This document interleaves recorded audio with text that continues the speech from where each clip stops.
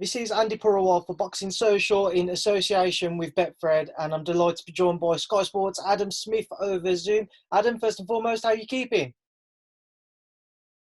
Very good in these very difficult times. It's tough, isn't it? And it looks like it's going to be a long winter ahead, and we've got plenty of boxing in the calendar scheduled. So let's hope that we can get everything over the line, or pretty much. We've lost one big fight this week with the withdrawal of, obviously, Savannah Marshall because of Peter Fury's test, and so the Marshall ranking world title fight is off the card for Peterborough here, and that's really disappointing. We're really looking forward to that, and it's gutting, isn't it, for the fighters, for the trainers, for everybody, for the show. But these are the times we're living in. We've all got to be tested. It's a regime stress that I know that you've been through yourself, and it's got to be done for the safety of everybody. And unfortunately, it's there are failed tests, and failed tests across not just the sporting world, but everywhere at the moment. And we listen to the government, and we see the tiers and the various types of lockdowns that are being brought in across the country again, and it's worrying. It's hard times ahead for the winter. We've just got to keep it positive and, as professional as we can in these times, and just try and deliver, what we can, especially, in our position of, putting great broadcasting, great boxing. We want to, make sure we get as much of that across, over to people as we can. We've got some fantastic Sky Sports box office events coming up. We've got a great fight night on Saturday here, but obviously, with the loss of a fight, it's difficult. You've got to try and get something else in. Eddie's worked wonders doing that and making sure it's a good, solid show on Saturday night. And we've got a fantastic main event with Lewis Ritson and Miguel Vasquez. So it's exciting, but obviously it's disappointing to lose a fight of that magnitude, especially when women's boxing is thriving. But it's unfortunately that's where we are, and we wish Peter better and everybody that's been tested positive better at the moment.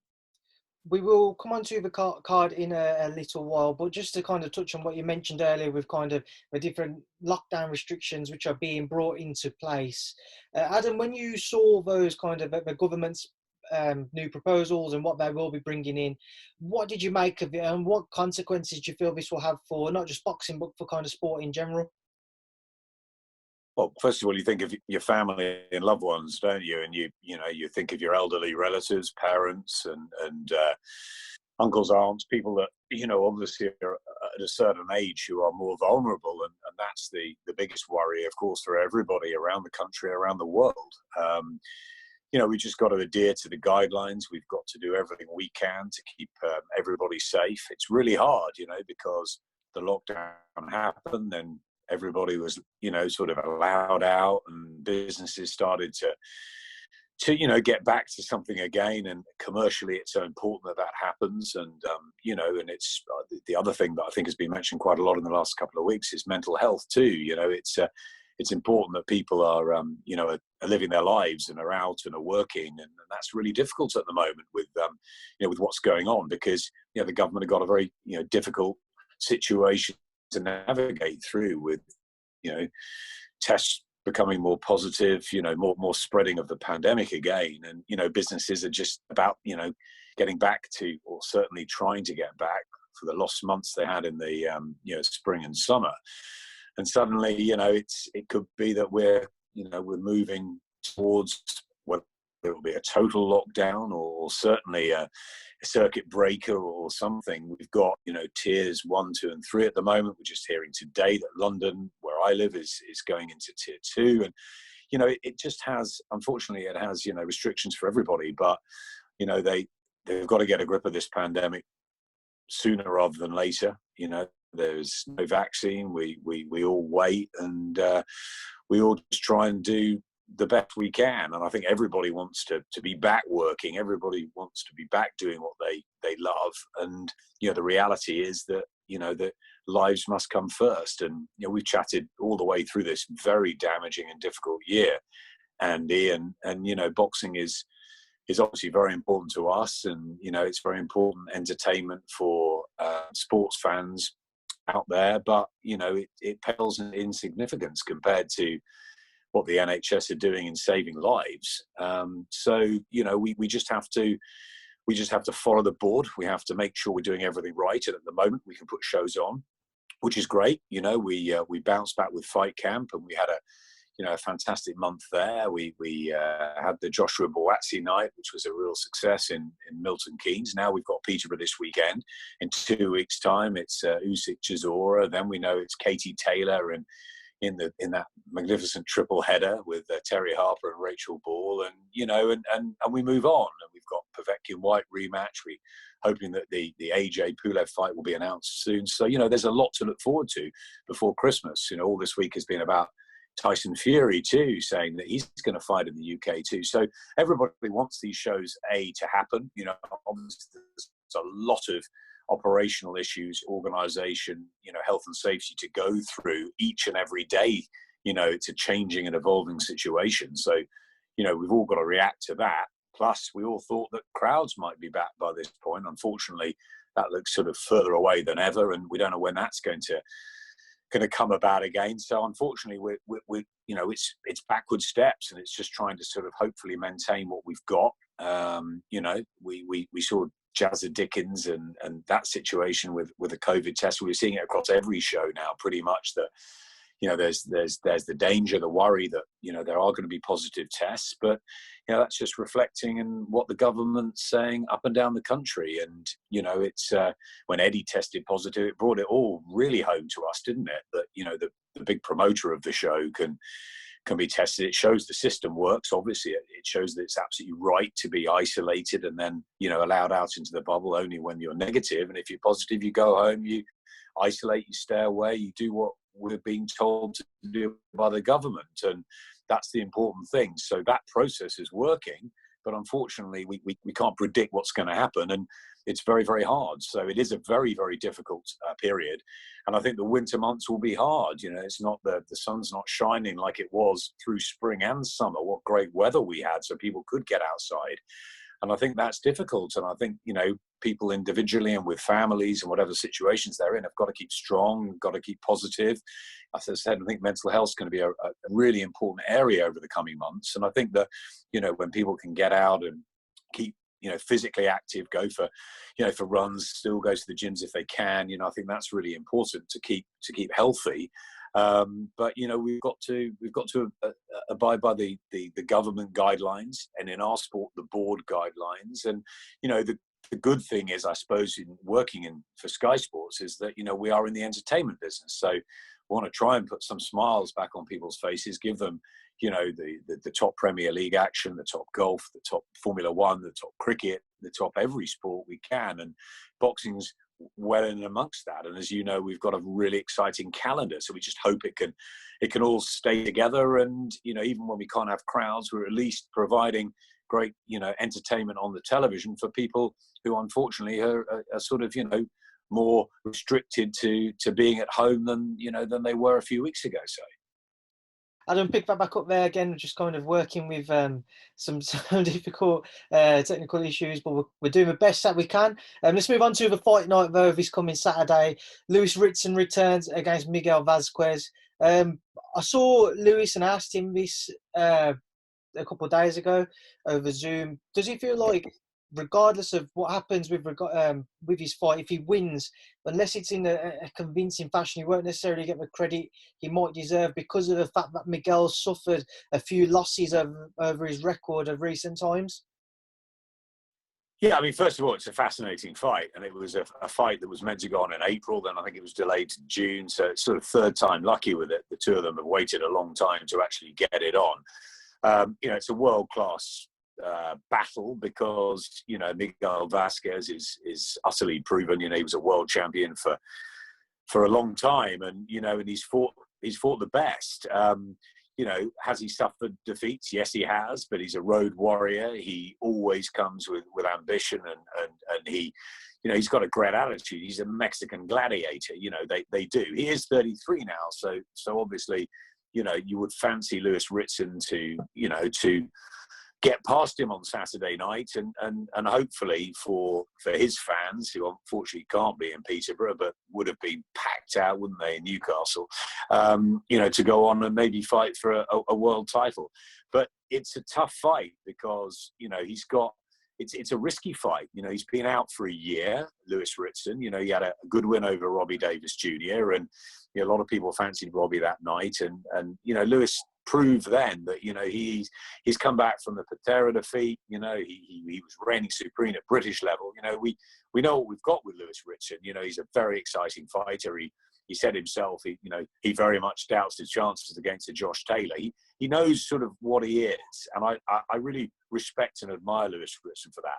Plus, the other thing is he's tremendously exciting to watch, and as we know, in a normal world, sells bundles of tickets and creates an amazing atmosphere. So there's a lot to like about Lewis Ritson. There's a soft spot in all of us for Newcastle as a city, as a sort of sporting hotbed, and the sleeping giants of the football, and they love their boxing up there, and we've had some fantastic nights. And don't forget, Glenn McCrory from the Northeast worked with us for many years at Sky, and we know the passion that the Northeast faithful bring, and the Geordies for Lewis Ritson is fantastic. So look, it's a tough fight for Lewis because it's been a long time coming. There's bound to be some sort of ring rust, and he's 27, he's 6 years younger, he's expected to come through this, but Vasquez has got a style that could give him real trouble, and he's also got a heart and as I said, still ambition wherever he goes. This sort of road warrior now. He's going to come to win, and he's going to come to really upset the Ritson train. So I think it's a tough fight for Lewis, and but he likes that, he relishes that. So it's hard. I've got a lot of respect for Lewis for taking it. It's not a world title fight, but it's against a very tough former world champion. I think it's the right fight at the right time to really test whether he's got that. To fight for a world title, hopefully, sometime in the new year. But I'm really looking forward to it. There's been a lot of talk, not a lot, but it's been mentioned over social media, potential Lewis Ritson and Regis Prograis fight. We saw Eddie tweet, saw Regis engage with that as well. Provided Lewis comes through Saturday and he is victorious, do you think that would be the right step up for him? Do you think it's too soon for him? What are your thoughts? I'd love that fight. I know you would, Andy. I mean, you think about the styles of it, they're fantastic. You sometimes get a sort of little hunch, don't you, when a match is talked about or made, and you think, wow, that could be something special. I remember thinking that way back with Jamie Moore and Matt Macklin. I just thought, those styles are just going to gel. We've got the sort of, the classy southpaw, defensive counterpuncher, and the sort of all-out aggressor, the orthodox. I just thought that would be a great fight, and it turned out to be. So I think sometimes you get a hunch, and that fight between Lewis Ritson and Regis Prograis has just got to be a barn burner, hasn't it? It would be a step up for Lewis. I think Regis was so close, wasn't he, against Josh Taylor? It was a fantastic fight. But that for a world title of sorts would be a great match, and would really look forward to it. So I think, it's a little bit of hiding to nothing from Lewis Ritson. I'm sure people will look at Miguel Vasquez and say he's 33, he's over the hill, he shouldn't be expected to beat Ritson. Count him off at your peril, Vasquez. I've seen a lot of him. He's extraordinarily tough. He's got plenty of skills. He shared the ring with Canelo very early on in his career. He's a Mexican fighter. He turned over young. He's been in with everybody. He's experienced. Yeah, timing should be right for Lewis. But as I said, with the ring rust, with the postponements, with the fact that he hasn't got that experience and seasoning that Vasquez had on Saturday night, which makes it really attractive. I think he can, and I think maybe not having that crowd is really sort of focusing the fighters. So if he can concentrate on the game plan that Neil Fannon and the team sort of have laid out for him, and he can come through this well, like he did against Robbie Davis Jr. in a tough fight, absolutely. You should be thinking of that step up, and Regis Prograis would be perfect. I think it will be another tough one for Lewis, but he loves that. You mentioned obviously the fans. We know that everybody up north, the Geordies, the Toon, they've got a brilliant following, whether it be football or boxing, and we've seen some fantastic atmospheres over the years when we've gone there for boxing. How much of a miss will they be this coming weekend? And certainly for Joe Laws, we've seen an even greater atmosphere when he comes out. How do you feel he'll be able to adapt to kind of boxing behind closed doors? Will it be a huge loss for him? It's a great question. The Benwell Bomber, I mean, he just absolutely thrives off that crowd, doesn't he? Look, those nights in Newcastle are brilliant. They're absolutely wonderful atmospheres, electricity. And you know, it's great to see the fans. You know, the sport needs fans. You know, we love it. All of us on our team, on the Matchroom team, you know, everything goes up a level. The adrenaline, the feel of the night, everything is just, there's energy in the room, in the arena, in the stadiums, and nothing can replicate that. It's not possible. Okay, so we're all having to do the best we can, and what we can do is try and put on the best fights that are possible. You know, albeit with failed COVID tests and stuff proving difficult, and the gates proving him very hard to make the really big fights. But we're putting on what we can. We're trying our best, and I think that the fighters are really reacting to that. I think, as I said to you before, when they come out of, you know, the lockdown, or their training in isolation, they've been physically and mentally fantastic. I think almost every fighter, win or lose, has given everything to their fights. You know, there's been one or two little disappointments, but I think on the whole, 90 to 95% of what we've seen when we've come back has been great. And I think you've got to take your hats off to them. I think they're more focused actually on the tactics and on the fights. I think they can hear their corners. I think, you know, it's a quiet, eerie atmosphere. They don't have the tickets to sell. They don't have the crowd pressure. And of course, that can harm you. Or maybe someone like Lewis Ritson, who's absolutely used to that, used to that drive of the Newcastle fans. But he's been on the road too. He knows what it's like. He was an accomplished amateur too. They know what it's like fighting around, and they've just got to adapt to the situation. So actually, you know, there's two ways of looking at it. It's a double-edged sword. You need that crowd maybe when you're struggling to really get you through the last few rounds. But actually, you know, if the crowd's not there, you can focus and concentrate on round by round, you know, and your tactics, and not be distracted, and not worry about anybody else. And it's sort of down to you. And I think the fighters are really giving us everything, because it's that concentration is just absolutely superb at the moment. But it is. The atmospheres are strange, and we all miss not having fans there. So it'd be interesting to talk to Lewis afterwards, you know, because he is somebody, or Joe Laws, as you said, who's, you know, in with Ryan and Charlton on Saturday in another good match. And you just,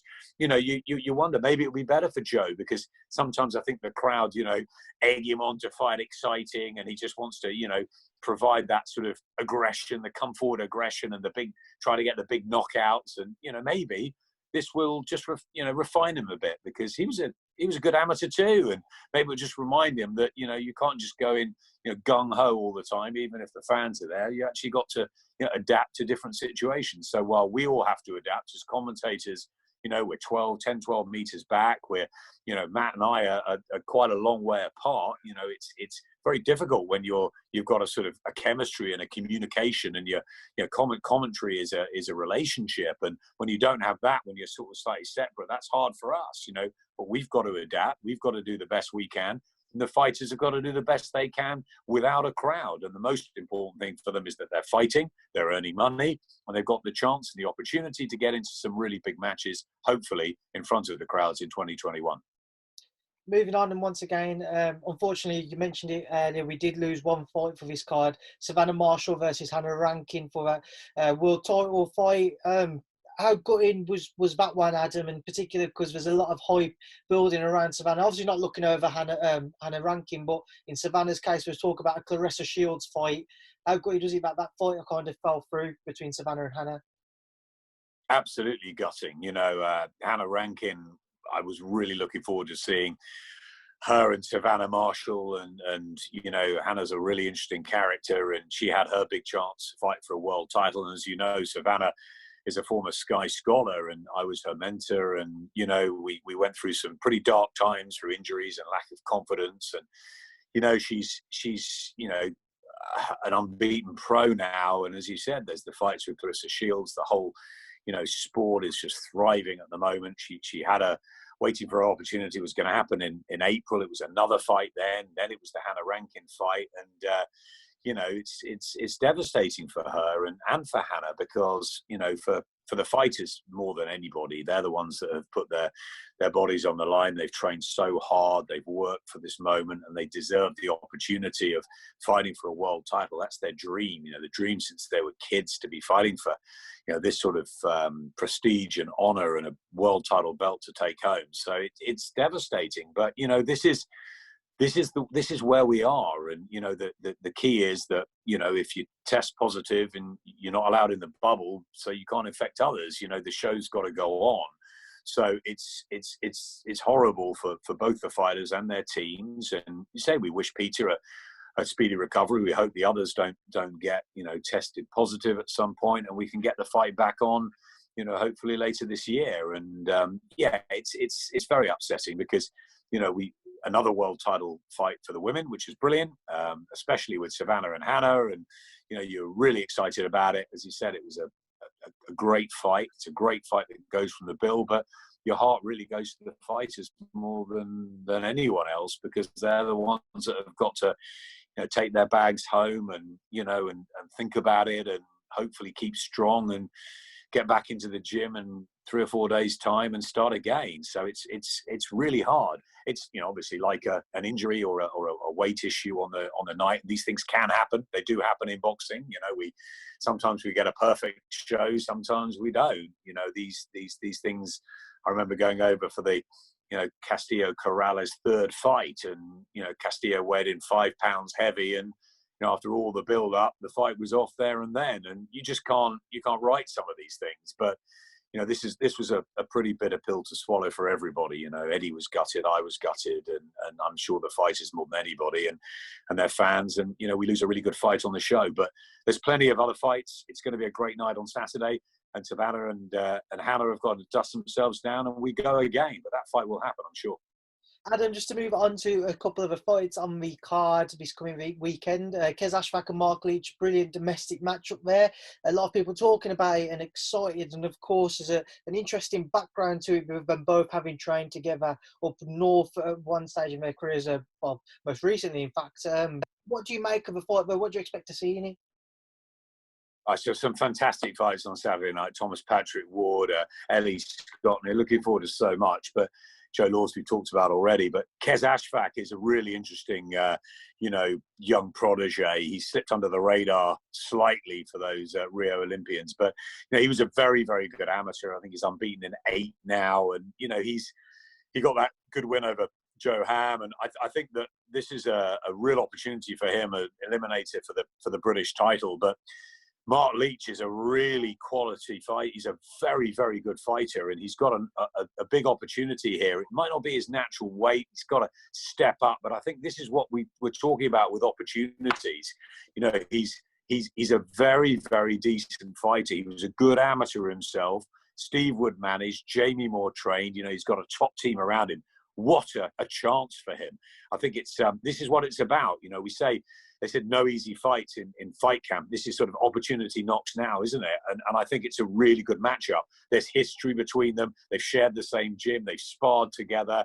You know, I think they're pretty friendly outside of the sort of the business of the ring, so to speak. So they've got a lot of respect for each other.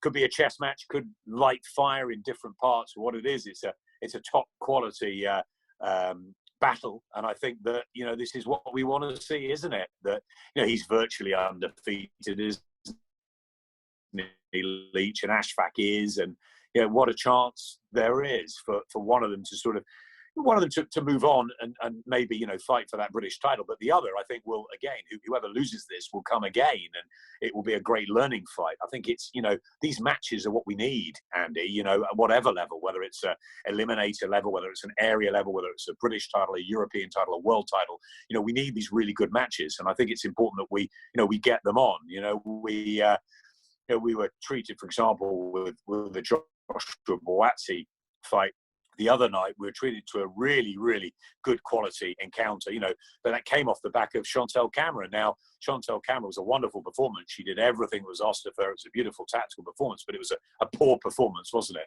from the Brazilian? And that, whether that was the weight, whether that was her age, it was a disappointing display. And what we want more than anything is, cracking matches all the way through. We can't get it each and every time, but I think Eddie's done a wonderful job with Fight Camp, and I think the matches there were fantastic. And I think that's the key. And I think this one between Ashfaq and Leach is right up there. And I think it's a great support, because obviously losing the Marshall ranking fight, we needed something else. And I think this is great. There's some really good card fights on Saturday night, and I think this one really is got quality all over it. And I think people maybe don't know enough about Kez Ashfaq or Mark Leach. I think this is an opportunity for both of them under the lights, not in front of the crowds, but under the lights in a big TV slot to really get some exposure, and we find out more. So secrets are out, so to speak, that maybe people in the trade know about, but this is a chance for them to shine in front of the bigger audiences. Adam, just moving forwards, just want to touch on a few other things. You mentioned Joshua Buatsi there. He had a brilliant victory over Marco Chalic in the end. Certainly seemed to be a harder fight than what many would have anticipated it to be beforehand. After the fight, there was a lot of talk about what's next for Josh, and Callum Johnson's name certainly coming up quite a bit. Do you think we will see that one next for JB? I think that'll be a great fight for Josh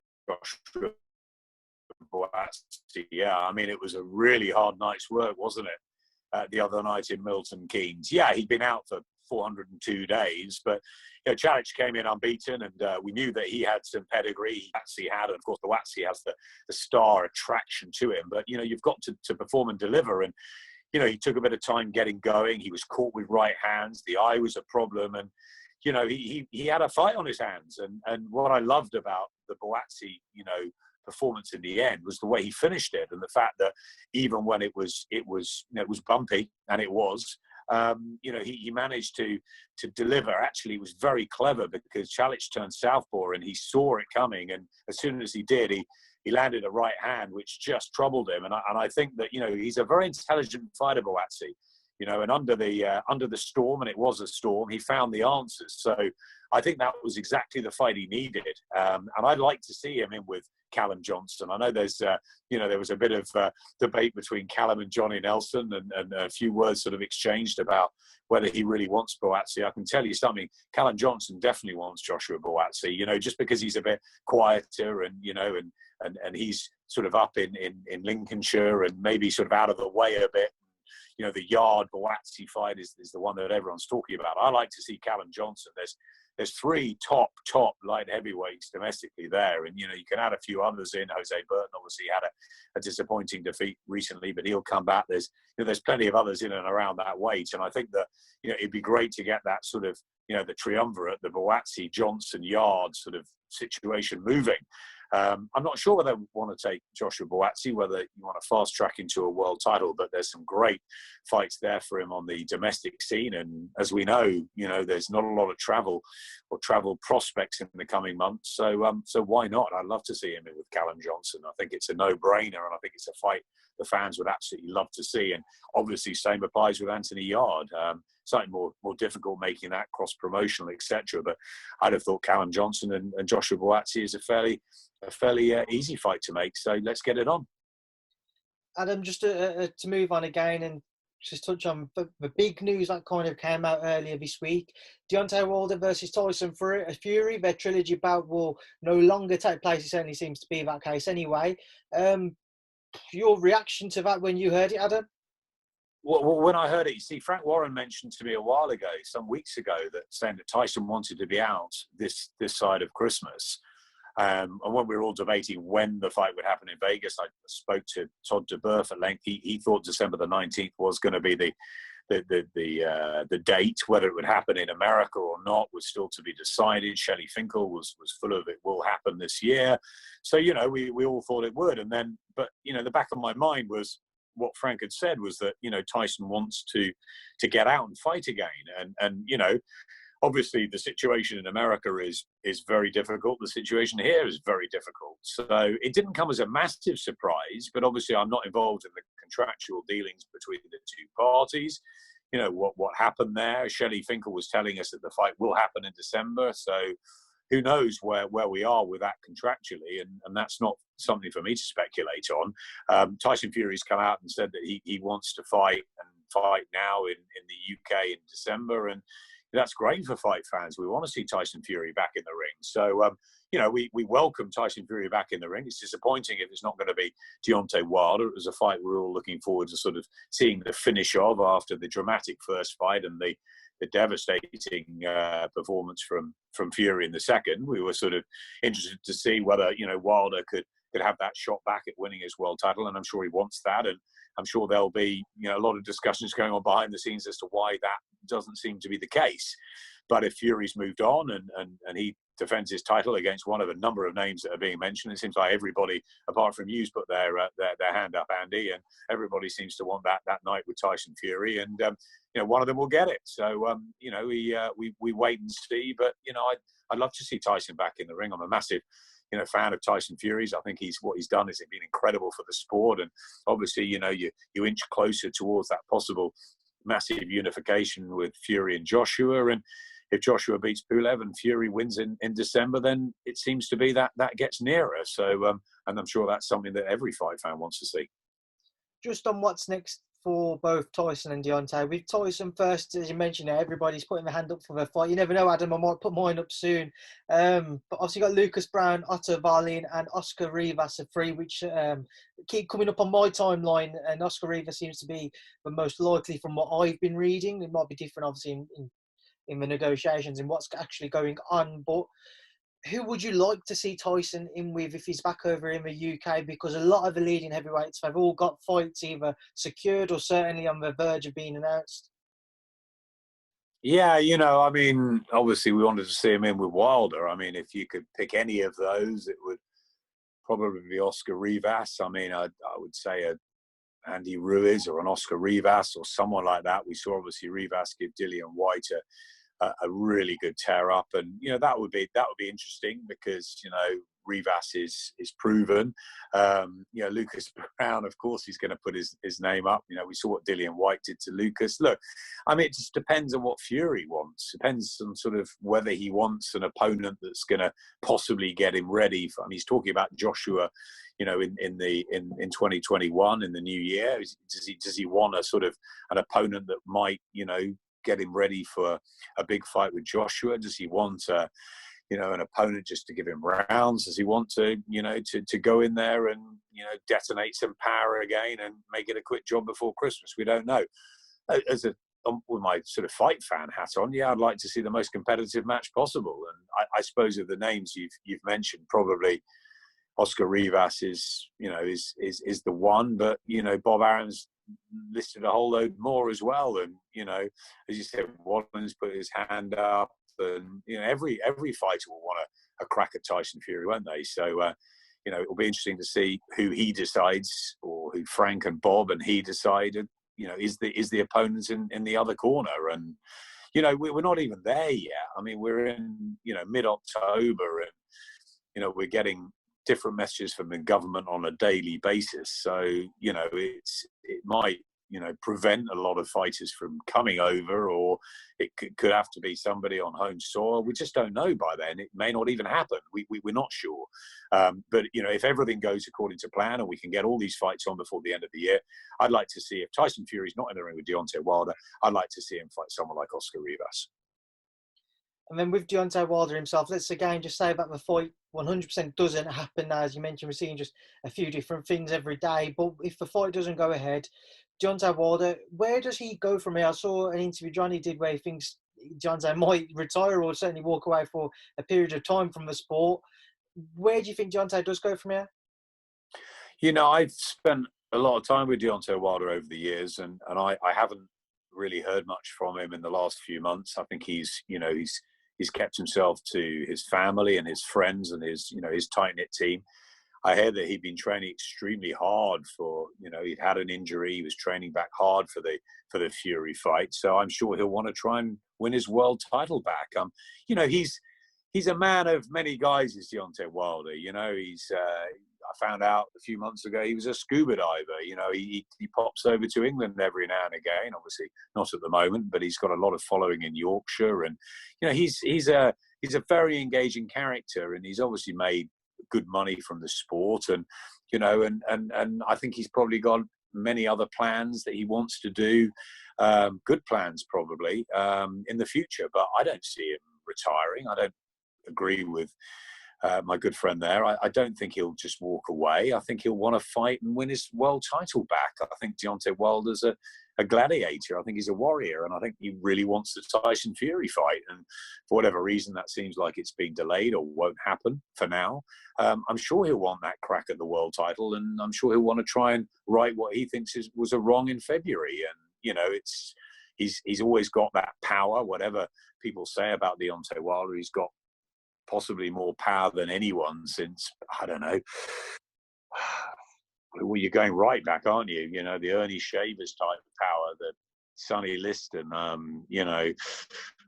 Lennox Lewis obviously had huge power, Mike Tyson in combinations, but, Deontay Wilder's single shots are just, unbelievably powerful, and, you can turn anyone's lights out, as Luis Ortiz found out, having boxed really well in Vegas, recently. So, I'd be very surprised to see Wilder walk away. I've had nothing on that front. All I heard from Shelley Finkel is the fight's going to happen, and Deontay Wilder's in great form and excited about it. So, yeah, I'm sure they'll work out what they need to work out in this situation, and I'm sure you'll see Deontay Wilder back in a ring fighting for a world title very soon. And then my final question, Adam, before I do let you leave. Loma-Lopez is on this weekend. Obviously, we spoke about kind of the television rights for that previously, but we never touched on the fight itself. What are you expecting from that undisputed bout, Adam? I love the fight. I think it's a great fight. We've talked about, business reasons why we can't have everything at the moment, and it's very difficult. Of course, I would have wanted to have that in an ideal world. It's a terrific fight. I wish both of them and their teams all the best for this weekend. Loma is, he's an absolute phenomenon, isn't he? As we found out in the Campbell fight, but we've all known this for a long time. Some of us have been lucky enough to be ringside at a lot of his fights, and watch him through the amateurs, and the guy is he's a freak of nature, isn't he? He's absolutely superb. He's beyond elite almost. But in Lopez, you've got someone who's very dangerous. He looks the part. He's done everything asked of him so far. He is a dangerous assignment for Lomachenko. So I cannot wait I can't wait for the fight to happen, because I think it's a really good matchup, and it's one of the best matchups of the year, no question. It's a fantastic fight. I wish that it had landed. Wish we could have done it. Of course, it's one of those that has got away in a way. But these are the times we're living in. This is the business we're in. And as I said, we can't have everything. We've got a contract with Matchroom. We're concentrating on the 7 to 11 fight nights that we've got, and that we're working so hard. And as you see, and as you know from being in the bubbles, it's so difficult at the moment. And we're concentrating on what we can get on. There's a huge scheduling of sport across Sky Sports that's been backlogged from the summer. It's now impossible just to go and pick other things up and place them. So it's very difficult. So it is a shame. But I'm very excited about the fight itself. Very excited. And what I think happens, I think Lomachenko comes through.